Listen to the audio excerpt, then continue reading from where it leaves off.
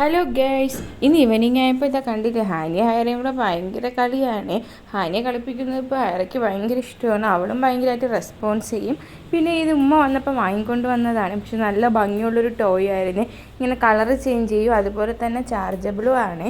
പിന്നെ ഞാൻ ഓർഡർ ചെയ്തിരുന്ന സാധനം വന്നിട്ടുണ്ടായിരുന്നു. ഞാൻ ഇടയ്ക്കിടയ്ക്ക് ഇതുപോലെ ജിയോ മാർട്ടിൽ സാധനം മേടിക്കാറുണ്ട്.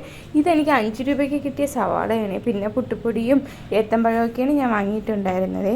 പിന്നെ ഇവിടെ പണി നടക്കുന്നതുകൊണ്ട് തന്നെ കാർ ഇതുപോലെ പുറത്തിട്ടതിന് ശേഷം രാത്രിയാണ് അകത്ത് കയറ്റുന്നത്. അപ്പോൾ പണിയൊക്കെ കഴിഞ്ഞതിന് ശേഷം കാറെടുത്ത് പുറത്തിടണമെങ്കിൽ വൺ വേ ആണ്ട് തന്നെ ഒന്ന് കറങ്ങി വരണം.